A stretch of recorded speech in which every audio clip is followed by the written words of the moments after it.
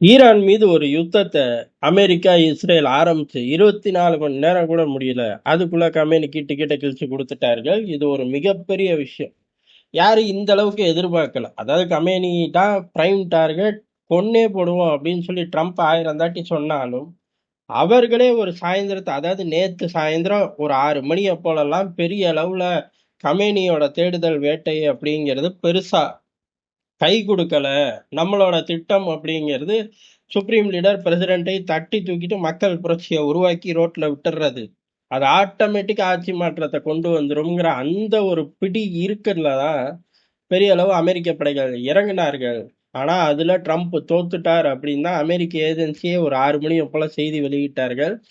ஆனா, கொஞ்ச நேரம் செல்ல செல்ல இஸ்ரேல்ல இருந்து ஒரு செய்தி காட்டுத்தீ மாரி வர ஆரம்பிச்சுச்சு. என்ன அப்படின்னா, நடக்கிற சம்பவங்கள் பெரிய அளவுல பார்த்தோம் அப்படின்னா, கமேனிக்கு நாங்க டிக்கெட்ட கிழிச்சுட்டோம் அப்படின்னு எதிர்பார்க்கப்படுது அப்படின்னு சொல்லி பெரிய அளவுல பேச ஆரம்பிச்சார்கள். இஸ்ரேல்ல உள்ள முக்கியமான ஏஜென்சிகளே. நடப்பத பார்த்தாலும் சரி, ஈரானோட தாக்குதல் வீரியத்த பார்த்தாலும் சரி. ஏன் அப்படின்னா, திடீர்னு பேஸ்கள விட்டுட்டு, அவர்கள் பொதுமக்களோட முக்கியமான துபாயோட ஐகானிக் பில்டிங்கள எல்லாம் நோக்கி போனதுக்கு காரணம், ஏதோ சம்பவம் ஆயிப்போச்சோ அப்படின்னு ஒரு தகவல் பெருசா பேசப்பட்டது. கூடவே இல்ல, எந்த பெரிய சம்பவமும் நடக்கக்கூடாது, நாங்க சரண்டர் ஆக மாட்டோம்னு அவர்கள் அடிக்கிறார்கள் அப்படின்னு சொல்லி பரபரப்பா இப்படி பேசிக்கிட்டு இருந்த காலகட்டத்துல தான், இஸ்ரேல்ல இருந்து இல்ல கொஞ்ச நேரத்துல அபிஷியலா கூட கன்ஃபார்ம் வரலாம் அப்படின்னு சொல்லி மீண்டும் கமேனியோட இறப்பு அப்படிங்கிறது மீண்டும் ஒரு பரபரப்பை ஏற்படுத்துச்சு. இப்படி மாத்தி மாத்தி இருக்காரு, இல்ல இருக்காரு, இல்லைங்கிறத தாண்டி ஒட்டுமொத்த கவனமும் துபாய், கத்தார், சவுதி போன்ற இடங்கள்ல பொதுமக்களோட கட்டமைப்ப குறி வச்சு தாக்க ஆரம்பிச்சனால, அத நோக்கி ஓடுச்சு. இதுக்கு நடுவுல இரவுல கமேனி உரையாற்ற போறார் நாட்டு மக்களுக்கு அப்படின்னு சொல்லி ஈரான் அபிஷியலாவே அறிவிச்சுச்சு. அப்படி அறிவிச்சு ரொம்ப நேரம் கழிச்சு 6 மணி நேரம், 8 மணி நேரம் கழிச்சு, கமேனி இறந்துட்டார் அப்படின்னு சொல்லி அபிஷியலாவே அறிவிச்சுட்டார்கள்.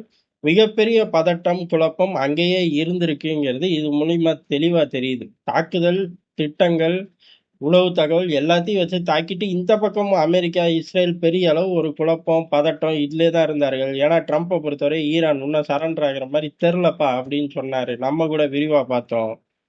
இப்ப எல்லாத்துக்கும் மீறி டிக்கெட்ட கிழிச்சுட்டாங்க. சரி எங்க தான்ப்பா இருந்தாரு அவர்னா, அதுதான் பயங்கர ஆச்சரியமா இருக்கு. அவரு வீட்ல தான் இருந்திருக்காரு. அவரோட ஆபீஸ காலையில தாக்குனார்கள். சாயந்திரமா வீட்ட தாக்குனார்கள். இந்த 2 இடத்துலயும் கம்பெனி இருக்க வாய்ப்பே இல்ல. ரொம்ப ரேரு. 1% இருக்குன்னு தான் ஒட்டுமொத்த உலகமும் சொன்னுச்சு. ஆனா அவரு வீட்ல தான் இருந்திருக்கார். அவரோட அபிஷியல் வீட்ல இருந்திருக்கார். ஃபேமிலி மெம்பர்களும் வீட்ல இருந்திருக்கார்கள் அப்படின்னு தான் சொல்லப்படுது. எப்படி இவ்வளவு ஒரு பதட்டமான சூழ்நிலைக்கு அவர் வீட்ல இருப்பார், இல்ல வெளியில இருந்து வீட்டுக்கு வருவார் அப்படிங்கிற மிகப்பெரிய கேள்வி இருக்கு. ஒருவேளை கமேனியவே உள்வட்டாரம் ஏமாத்திருச்சா அப்படின்னு சொல்லி பெருசா பேசப்படுது. முழு விவரங்கள் இன்னும் தெரிய வரல. ஏன் அப்படின்னா பர்ட்டிகுலரா இந்த 2 இடத்துல அவருக்கு இருக்க வேண்டிய தேவையே கிடையாது. எமர்ஜென்சி காலகட்டத்துல எல்லாருமே சீக்ரெட் பிளேஸ்க்கு போயிருவார்கள். கடந்த 12 நாள் யுத்தத்துல கமேனிய கண்டுபிடிக்கிறதுக்குள்ள பெரும் பாடா போச்சு. கடைசியில கண்டுபிடிக்க முடியல. அப்படி இப்பதான் 12 நாள் பெரிய அளவு போக்கு காட்டினாரு. அப்படி இருக்கும்போது இவர் எப்படி மாட்டுனாரு அப்படிங்கிறது மிகப்பெரிய கேள்விக்குறியா இருக்கு. ஹசன் நசரல்லாவ போட்டு தள்ளும் போதெல்லாம் பெரிய அளவு ஈரான்ல இருந்தா செய்தி போச்சு அப்படின்னு சொல்லி ஹிஸ்புல்லா பெரிய அளவுல குதிச்சு போச்சு, கொதிச்சு போச்சு. நீங்க தான்டா போட்டு விட்டீங்க அப்படின்னு பேசலாம் மாட்டோம் உங்க கூட அப்படின்னு சொல்லி பேசலாம் மாட்டேன்ட்டாங்க. அதுக்கப்புறம் இல்ல, இங்க லோக்கல்ல இருந்து தான் தகவல் போயிருக்கு. ஈரான்ல இருந்து போல அப்படின்னு புரிஞ்சுகிட்டு வெளில வந்தார்கள்.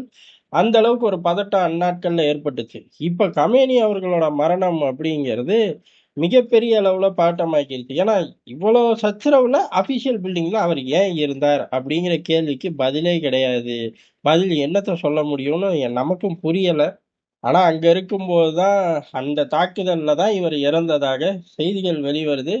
ஈரான பொறுத்தவரை அவரு சனிக்கிழமை நடந்த தாக்குதல்ல இறந்துட்டார் அப்படிங்கிறதோட நிறுத்திக்கிட்டார்கள். அவர்கள் ஒரு 40 நாள் துக்கம் அனுசரிக்கிறார்கள். பெரிய அளவுல அறிவிச்சுட்டார்கள். அதுக்கு அடுத்து இப்ப இவரோட மரணம் அப்படிங்கிறது மிகப்பெரிய ஒரு விஷயம். சந்தேகமும் ஜாஸ்தியா இருக்கு. எப்படி சிக்கினார் அப்படின்னு. இவ்வளவு பெரிய ஹெவி வெயிட்டான ஆள். எப்படி சிக்கினார்?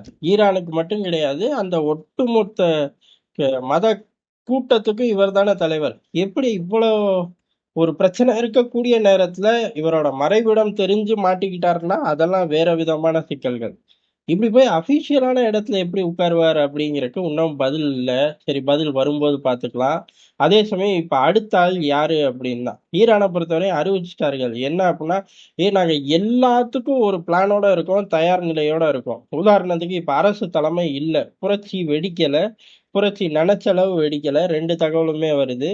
அதனால ஒருவேளை தரைப்படையை இறக்கி விடலாம் அப்படின்னு நினைச்சா கூட சமாளிக்க நாங்க தயார்ன்னுட்டார்கள். அதே போல அமெரிக்காவுக்கு இதுவரை அமெரிக்கா வரலாற்றிலே பார்க்காத ஒரு பதிலடியா, அதாவது நீ ஏகப்பட்ட பேர் கூட மோதி இருப்ப, எல்லாரும் உனக்கு பதிலடி கொடுத்திருப்பாங்க, நாங்களும் ஒரு காலத்துல கொடுத்தோம், ஆனா இதுவரைக்கும் நீ பார்க்காத லெவல்ல கொடுப்போம் அப்படின்னு சொல்லி ஐஆர்ஜிசி அறிவிச்சிருக்கு.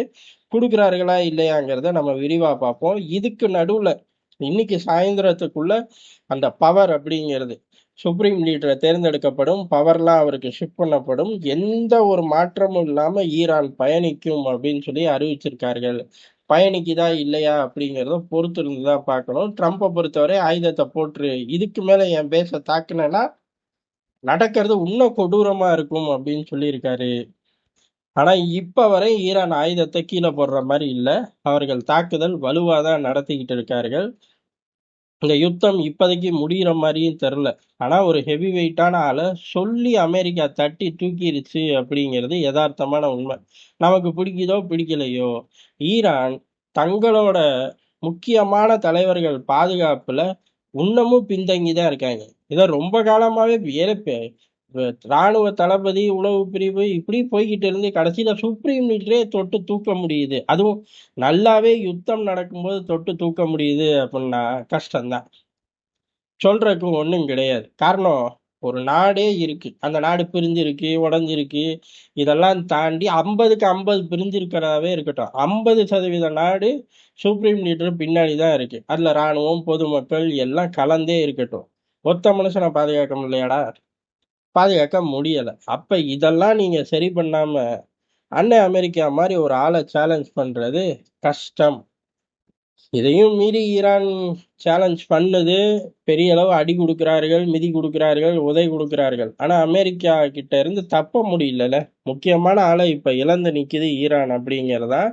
இது ஒரு பெரிய விஷயம் கிடையாது அப்படின்னு ஒரு கூட்டம் சொல்றார்கள். இப்ப அடுத்த ஆள் வந்து தட்டி தூக்கி கரெக்டா கொண்டு போயிட்டாருன்னா எல்லாம் ரூட் கிளியர். ஏன்னா அவர் 4 ஆளை ரெடி பண்ணி வச்சுட்டு தான் போயிருக்காரு. ஆனா வரக்கூடிய 4 ஆளோ அடுத்து 40 ஆளோ இதே போலதான் பாதுகாப்புல கோட்டை விடுவோம் அப்படின்னா வராமையே இருந்துடலாம் அப்படிங்கிறதா எல்லாருக்கும் தோணக்கூடிய விஷயமா இருக்கு. இருந்தாலும் அங்க உள்ள 1000 சிக்கல்கள் களத்துல உள்ளவங்களுக்கு தான் தெரியும். இருந்தாலும் இப்பேற்பட்ட ஒரு தாக்குதல்ல கமேனி அவர்கள் இறப்பார் அப்படின்னு எதிர்பார்க்கவே இல்லை. எங்கேயோ ஒரு மூலையில உட்கார்ந்துருப்பாரு, அந்த இடம் வேணா பிடிபடும் அப்படிங்கும்போது இப்படி அபிஷியலான இடங்கள்லயே பிடிபடுவார் அப்படிங்கிறது யாரும் யோசிக்காத ஒரு விஷயம்தான். இருந்தாலும் இதோட முழு பின்னணி விரைவிலோ இல்ல கொஞ்ச நாட்கள்லயோ வெளியில கட்டாயம் வரும். அப்ப நம்ம இங்க விரிவா பார்ப்போம். ஐஆர்ஜிசி சொன்ன மாதிரி சில இடங்களை தாக்க ஆரம்பிச்சிருக்கார்கள். அது என்னங்கிறத முழு விவரத்தோட அடுத்த வீடியோல சந்திப்போம்.